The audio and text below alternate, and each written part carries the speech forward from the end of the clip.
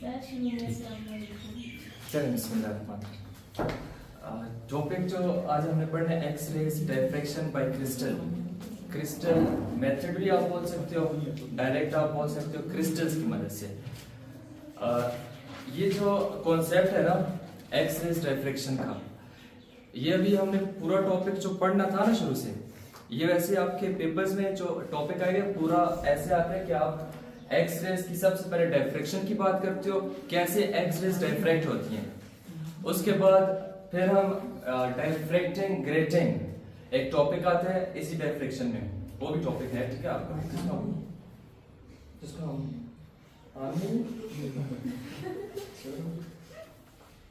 Okay.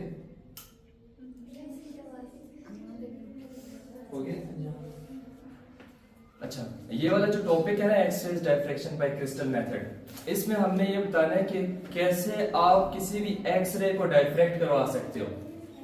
देखिए diffraction क्या होती है, कोई भी रे हो ना, अगर हमें उसे डायफ्रैक्ट करवाना हो आप कैसे करवाएंगे। रेस की पहले बात करते हैं, थोड़ा सा आपने पीछे से चलना है मेरे साथ, ठीक है। हम बोलेंगे कि अगर हमारे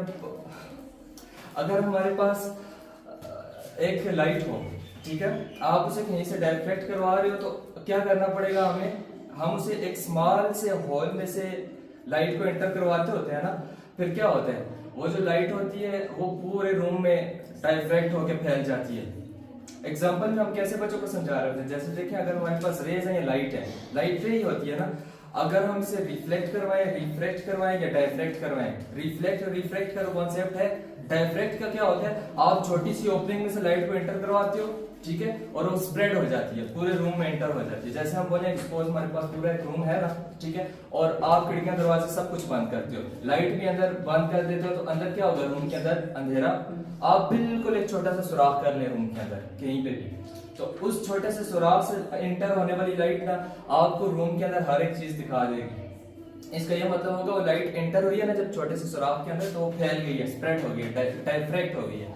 लाइट का डाइवर्ज का जाना, डायफ्रैक्ट होना, ये कहलाता है डायफ्रैक्शन ऑफ लाइट। अब हमने लाइट को तो डायफ्रैक्ट ही नहीं करवाना, बल्कि एक्स रेज को डायफ्रैक्ट करवाना है। अब ये बी रे है ना, ठीक है, रेज उसी वक्त डायफ्रैक्ट होती है, याद रखें हमेशा जब आप उन्हें पास आउट करवाते हो बहुत स्मॉल ओपनिंग में से, बहुत छोटी सी ओपनिंग होनी चाहिए। अब आप अगर ऐसे बोले कि अगर हम ये बात बोलते हैं कि हमारे पास एक मीडियम है ना, ठीक है, और सामने से लाइट आ रही है, लाइट आई, अगर मैं ये चाहता हूं कि ये आए और यहाँ पे स्प्रेड हो जाए इस पूरे रीजन में, और इसकी डायफ्रैक्शन मुझे करवानी होगी, तो मैं बिल्कुल इस मीडियम में एक छोटा सा सुराख बनाऊंगा, ठीक है, और इस बिल्कुल स्मॉल ओपनिंग में से जब ये लाइट एंटर होगी ना, तो आगे आके ये फिर इस तरह से डायफ्रैक्ट होगी, फैलेगी, ठीक है, और इस छोटी सी ओपनिंग में से आप सब कुछ फिर आगे सीन कर सकोगे, सारी लाइट आगे आगे पहुंच जाएगी, फैल जाती है, डायफ्रैक्ट हो जाती है। अच्छा, ये क्यों बहुत स्मॉल ओपनिंग की जाती है, इस कॉन्सेप्ट को पहले समझते हैं, फिर हमें पता चल जाएगा डायफ्रैक्शन क्या होती है, ठीक है, और एक्स रे की डायफ्रैक्शन कैसे की जाती है, और क्या ये नेचुरली आप करते हो या फिर आप क्या इसको खुद से बना के कर सकते हो। कोई भी एक ऐसा ऑब्स्टिकल लें जिसमें बहुत स्मॉल ओपनिंग करें आप, ठीक है, और उसकी डायफ्रैक्शन आप कर सकें, क्या हो सकेगी। सारी बातों को जरा समझने की कोशिश करनी है, मैं आपको क्या बोल रहा हूँ। असल में ऐसे होता है जब भी डायफ्रैक्शन की बात आती है ना, आप जिस रे को या लाइट को डायफ्रैक्ट करवाने की कोशिश कर रहे होते हो, सबसे पहले हमने ओपनिंग उतनी सी रखनी होती है जिस ओपनिंग में से उस लाइट को एंटर करवाएंगे या डायफ्रैक्ट करवाएंगे, जो कि उस ओपनिंग का साइज, इस ओपनिंग का साइज इस लाइट वेव की या तो इस रे की वेवलेंथ के कंपैरेबल होना चाहिए, ठीक है। जैसे अभी आपको पीछे टॉपिक मैंने बताया यंग डबल स्लिट एक्सपेरिमेंट, वहां पे हमने क्या किया था, जो स्लिट्स थी ना, डबल स्लिट्स हमने ली थी, 2 स्लिट्स, उसमें जो ओपनिंग हमने ली थी वो मैंने आपको बताया था, वो 10⁻⁻7 मीटर तक हमने ली थी कि लाइट वेव की लेंथ के बराबर उसकी ओपनिंग होनी चाहिए। तो यंग ने जो अपना एक्सपेरिमेंट किया था, स्लिट्स की ओपनिंग भी बहुत स्मॉल ली थी, ठीक है, और क्योंकि अगर वो ओपनिंग स्मॉल ना लेता तो लाइट डायफ्रैक्ट होकर आगे ना जाती, ना तो जो स्लिट नंबर 1 थी ना स्लिट नंबर 2 में से लाइट डायफ्रैक्ट होकर आगे ना जाती, वो आपस में फिर इंटरफेरेंस ना करती और हम उस एक्सपेरिमेंट को ऑब्जर्व ना कर सकते। वहां पे भी असल में डायफ्रैक्शन ही हो रही थी।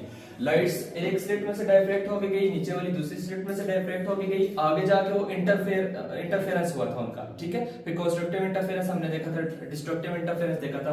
तो होता है ऐसे है कि हमेशा जब भी डायफ्रैक्शन करनी होती है ना हमने, तो फर्स्ट ये होता है जिस रे को या जिस लाइट को डायफ्रैक्ट करवाना होगा ना, हमेशा उस रे की जो वेवलेंथ होगी उसके मुताबिक आपने अपनी ओपनिंग रखनी है, तब आपकी डायफ्रैक्शन अच्छी होगी, वरना नहीं। मतलब अगर यहाँ पे रे जो है इसकी जो वेवलेंथ है सपोज 10⁻⁵ है, 10⁻³ है, आपकी जो ओपनिंग होनी चाहिए आगे ये बिल्कुल उतने ही साइज 10⁻³ या 10⁻⁵ की होनी चाहिए, जिस तरह मैं आपको एग्जांपल्स दे रहा हूँ, ठीक है। इससे अगर ज्यादा या कम हुई तो डायफ्रैक्शन फिर वैसी नहीं होगी, ठीक है। आपको रिजल्ट्स ठीक तरह से नहीं मिल रहे होंगे, लाइट डायफ्रैक्ट होने की बजाय सीधी आगे निकल जाएगी, आपके पास डायफ्रैक्ट नहीं हो जाएगी, ठीक है ना। तो ओपनिंग को आपने बड़ा ही रखना, बिल्कुल स्मॉल रखना है, इतना स्मॉल कि इस रे की वेवलेंथ के बराबर हो, और जब हमारे पास यहाँ से रे एंटर हो जाएगी ना, आप देखेंगे वो स्प्रेड होना शुरू हो जाएगी, डायफ्रैक्ट होना शुरू हो जाएगी। तो ये कब होती है, कब होती है? जब हमारे पास कोई भी जो रे होगी जिस ओपनिंग में से एंटर हो रही है ना, आगे डायफ्रैक्ट हो रही है, उस रे की जो वेवलेंथ होगी वो बिल्कुल उस ओपनिंग के साइज के बराबर होगी। आप ऐसे बोल सकते हो जो स्लिट होती है उसकी opening comparable to the wavelength of ray, उसके बराबर होगी, तब डायफ्रैक्शन होगी। डायफ्रैक्शन का पहला कांसेप्ट ध्यान में रखना है। अब क्योंकि हम एक्स रेज की डायफ्रैक्शन की बात कर रहे हैं, ठीक है, और एक्स रेज की डायफ्रैक्शन जब भी होगी तब जब हमारे पास जो एक्स रे की जो वेवलेंथ होती है ना, उस जितनी ओपनिंग होनी चाहिए, जिस ओपनिंग में से एक्स रे को हम गुजारेंगे ना और वो डायफ्रैक्ट होगी। सपोज हम एक स्लिट लेते हैं ऐसी, और इस स्लिट के सामने मैं एक्स रेज ले रहा हूँ, ये हमारे पास एक्स रेज आ रही है, ठीक है, और बोलते हैं हम ये कि हमने इन्हें डायफ्रैक्ट करवाना है। तो डायफ्रैक्ट के लिए जरूरी है ना, किसी भी रे को या लाइट को आप एक स्मॉल ओपनिंग में से पास करवाते हो, वो फैल जाती है आगे, ठीक है, डायफ्रैक्ट हो जाती है। अब जब हमारे पास यहाँ पे एक्स रेज है, इनको मैं डायफ्रैक्ट करवाऊंगा तो लाजमी तौर पे मुझे बिल्कुल छोटी सी ओपनिंग चाहिए, और मैंने अभी आपको ये बात बोली है कि हमें उतनी ही ओपनिंग चाहिए होती है स्लिट की, जितनी जो चीज आगे डायफ्रैक्ट होगी उसकी वेवलेंथ का साइज होगा। याद रखें जो हमारे पास एक्स रेज होती है ना, इनकी जो वेवलेंथ होती है वो होती है 10⁻⁻10 मीटर की रेंज में। एक्स रेज की जो वेवलेंथ होती है वो होती है 10⁻⁻10 मीटर, ये वेवलेंथ होती है। मतलब इतना कम इनकी वेवलेंथ होती है, इतना कम साइज होता है इनकी वेवलेंथ का, क्योंकि इनकी फ्रीक्वेंसी इंक्रीज होती है ना, वेवलेंथ कम होने से हायर फ्रीक्वेंसी वाली रेज होती हैं। एक्स रेज सबसे हाईएस्ट जो फ्रीक्वेंसी की रे होती है ना, गैमा रे होती है, और उसकी वेवलेंथ सबसे कम होती है। सबसे जो ग्रेटर वेवलेंथ वाली रे होती है और रेडियो वेव्स होती हैं, ठीक है, और उनकी वेवलेंथ बहुत ज्यादा होती है, फ्रीक्वेंसी बहुत कम होती है। और ये जो हमारे पास मिड में जो एक्स रेज आ रही होती है ना, इनकी वेवलेंथ बहुत ही शॉर्ट होती है, लेकिन गैमा रेज के मुकाबले में कम, ठीक है, और फ्रीक्वेंसी काफी ज्यादा हाई होती है इनकी। और इनकी क्योंकि वेवलेंथ बहुत कम है ना, 10⁻⁻10 समझते हो कितना छोटा नंबर है, ठीक है, 10⁻⁻10 मीटर, मतलब ये जो हमारे पास वेव आ रही है इसकी वेवलेंथ 10⁻⁻10 मीटर। अगर इसकी वेवलेंथ है तो अगर हम इस एक्स रे को डायफ्रैक्ट करवाना चाहते हैं तो लाजमी तौर पे जो स्लिट सामने होगी उसकी जो ओपनिंग होगी इसका साइज बिल्कुल 10⁻⁻10 मीटर होना चाहिए, अगर आप चाहते हो कि एक्स रे प्रॉपर तरीके से डायफ्रैक्ट हो जाए, जो मैं बात अभी आपको समझा रहा था। किसी भी रे को, किसी भी लाइट को जब डायफ्रैक्ट करवाना होता है ना, आप ये देखते हो कि जो स्लिट है सामने, जिस ओपनिंग में से वो गुजर के डायफ्रैक्ट होगी, उसकी ओपनिंग का साइज क्या उस लाइट या रे के कंपैरेबल है उसकी वेवलेंथ के? अगर तो है तो तब वो अच्छी डायफ्रैक्ट होगी, वरना नहीं। टॉपिक हमारा कौन सी रे को डायफ्रैक्ट करवाना है? एक्स रे को। और जब हम एक्स रे को डायफ्रैक्ट करवाते हैं तो हमें ओपनिंग भी वही देखनी पड़ेगी, उतने ही साइज की ओपनिंग लेनी पड़ेगी जितने साइज में उसकी वेवलेंथ होगी एक्स रे की। ये देखें एक्स रे की जो वेवलेंथ होती है वो होती है 10⁻⁻10 मीटर। तो हम जो स्लिट की ओपनिंग रखेंगे ना, ये इतना छोटा सा सुराख होना चाहिए, इतनी छोटी सी ओपनिंग होनी चाहिए जो 10⁻⁻10 मीटर में होनी चाहिए, और रियल में ऐसा पॉसिबल है ही नहीं, ऐसा नहीं हो सकता, ठीक है। आप बना सकते हो, आप दो स्लिट्स के दरमियान इतना छोटा सा डिस्टेंस काट के बना सकते हो कि वो आप रियल लाइफ में ऐसे बना लें कि 10⁻⁻10 मीटर का एक छोटी सी ओपनिंग हो, नहीं हो सकता ना।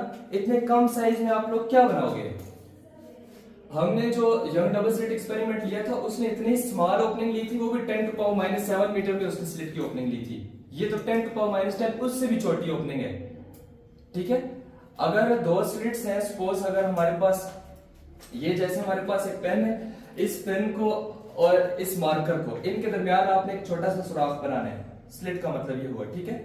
बाकी तो हर जगह से सारी लाइट रुक जाती है ना, ब्लॉक हो जाती है, इसी में से गुजर के जाएगी आगे, डायफ्रैक्ट होगी। तो इस सुराख को आपने इतने कम साइज का बनाना है कि वो 10⁻⁻10 मीटर का हो, मतलब कंपेरेबल हो with the wavelength of X rays. X rays की वेवलेंथ ही है ना, तो इस ओपनिंग को भी हमने बिल्कुल 10⁻⁻10 मीटर में बनाना है, और बना ही नहीं सकते हैं। आप बनाते बनाते बनाते बिल्कुल जोड़ लें, ठीक है, ये तो बिल्कुल जुड़ जाएंगी।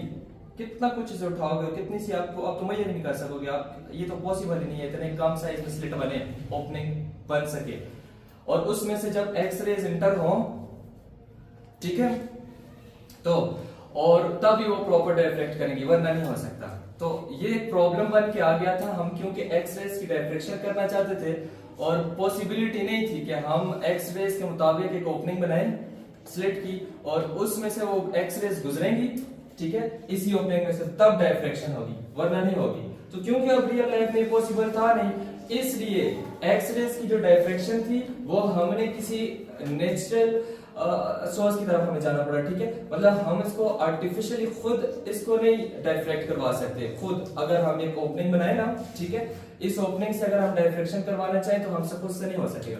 इसलिए हमने जो एक्स रेज की डायफ्रैक्शन देखनी है वो बाय क्रिस्टल देखनी है। क्रिस्टल लेके आएंगे हम देखेंगे नेचर में कोई ऐसी चीज है क्या नेचर में कोई चीज ऐसी एग्जिस्ट करती है जिसके जो मॉलिक्यूल्स हो या जिसके पार्टिकल्स हो या जिसके स्ट्रक्चर में डिस्टेंस इतना कम हो कि वो 10⁻⁻10 मीटर की रेंज में हो, ठीक है। तो हम बोलेंगे कि हमने ये चीज ढूंढना शुरू की उस वक्त, तो तब पता चला कि मुख्तलिफ क्रिस्टल्स होते हैं कि जिनके अंदर जो उनकी एटम्स के बीच का जो डिस्टेंस होता है ना, वो बिल्कुल इतना कम होता है, वो 10⁻⁻10 मीटर की रेंज में आता है। जैसे NaCl का क्रिस्टल, NaCl का जो क्रिस्टल होता है ना, क्रिस्टल हमारे पास कैसे बन रहे होते हैं, देखिए अगर हम इस तरह से एक क्रिस्टल बना रहे हैं तो आप देखें उसका एक पार्टिकल यहाँ पे Na है, यहाँ पे Cl है, सपोज यहाँ पे Na है, Cl है, इनका आपस में बॉन्ड बना हुआ होता है ना, केमिस्ट्री वगैरह आप समझते हो ना। तो अगर ये Na है और ये Cl है, तो अब हर जगह पे जितने भी हमारे पास पूरा क्रिस्टल होगा, हर जगह पे NaCl ही होगा ना, कहीं पे Na और Cl है, और ये आपस में जिस बॉन्ड के जरिए जुड़े हुए होते हैं ना, ठीक है, इनके दरमियान जो डिस्टेंस होता है ना, ये NaCl के दरमियान ये इतना शॉर्ट होता है इस क्रिस्टल के अंदर जो मौजूद हमारे पास आइंस हैं जो बन रहे होते हैं Na और Cl, ये आपस में इतना क्लोज्ड होते हैं। अभी तो बना के मैं बड़ा दिखा रहा हूँ ना आपको, लेकिन इतने छोटे होते हैं कि इनके अंदर जो साइज होता है ना, इनके दरमियान जो डिस्टेंस होती है, साइज बन रहा होता है, स्पेसिंग बन रही होती है इनके दरमियान, वो तकरीबन 10⁻⁻10 मीटर की रेंज में होती है, ठीक है। तो हमने ये चीज फाइंड कर ली थी क्रिस्टल्स को देख के कि अगर हम ऐसे करें कि किसी क्रिस्टल के ऊपर एक्स रे को फॉल करवाएं, तो उन क्रिस्टल्स के दरमियान जो उनकी स्पेसिंग होती है वो इतनी शॉर्ट होती है कि वो 10⁻⁻10 मीटर की रेंज में आ रही होती है। तो रियल लाइफ में तो इतनी कम ओपनिंग बनानी पॉसिबल नहीं थी ना, तो हमने देखा नेचर में क्या कोई ऐसी चीज एग्जिस्ट करती है जिसमें हमारे पास बहुत कम साइज में हमें ऐसे मिल रहा हो। तो क्रिस्टल से हमें मिला हो, NaCl का क्रिस्टल हमें क्या जो दे रहा होता है ना यहाँ पे स्पेसिंग, वो कितनी दे रहा था, 10⁻⁻10 मीटर, ठीक है। तो अब क्या समझ में आई हमें कि ये क्रिस्टल हो सकते हैं जो कि हेल्पफुल होगा हमारे लिए कि क्या करें हम इसके साथ, इस क्रिस्टल को यूज करके एक्स रेज को डायफ्रैक्ट करवा देंगे। ये स्लिट तो हम बना नहीं सकते ना, और इतनी ओपनिंग हमें सिर्फ क्रिस्टल में मिलेगी। अगर हम इस एक्स रे को जिसकी वेवलेंथ 10⁻10 मीटर होती है, इसको किसी ऐसे क्रिस्टल पे जिसकी दरमियान जो स्पेसिंग होगी वो 10⁻⁻10 मीटर होती है, इसके ऊपर अगर हम फॉल करवाएं, ठीक है, इस स्पेसिंग में से अगर हम गुजारें, तो आप देखेंगे जब वो लाइट या वो रे, वो एक्स रे इतनी कम ओपनिंग में से गुजरेगी तो आपको एक प्रॉपर डायफ्रैक्शन देगी, ठीक है। इसलिए हम एक्स रे की डायफ्रैक्शन को किससे पढ़ रहे होते हैं, क्रिस्टल से, ठीक है, बाय क्रिस्टल मेथड। आप इसको आर्टिफिशियली ऐसे नहीं बोल सकते कि हम खुद से अगर कोई स्लिट बना के उसमें से एक्स रेज को गुजारे और डायफ्रैक्ट कर जाएंगे, कभी नहीं हो सकता, क्योंकि आप इतनी कम ओपनिंग की स्लिट बना ही नहीं सकते हो। और डायफ्रैक्शन के लिए जरूरी है जो लाइट यहाँ से आके डायफ्रैक्ट होना चाह रही है ना, उसकी वेवलेंथ और ओपनिंग की वेवलेंथ आपस में जो साइज होगा ओपनिंग का वो कितना होना चाहिए, बराबर होना चाहिए। तो आपको रियल लाइफ में ऐसे पॉसिबल नहीं हो रहा था, मिल नहीं रही थी एक्सरे की डायफ्रैक्शन, इसलिए हम लोगों ने एक्सरे की डायफ्रैक्शन को किससे पढ़ना आज, क्रिस्टल से, ठीक है। क्रिस्टल में हमें इतने कम साइज में हमें स्पेसिंग मिल रही होती है।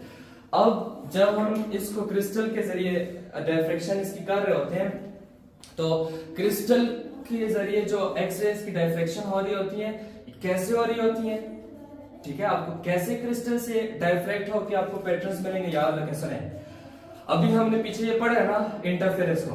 इंटरफेरेंस में जब हमें स्पॉट्स मिलते थे, ब्राइट स्पॉट्स मिलते थे, डार्क स्पॉट्स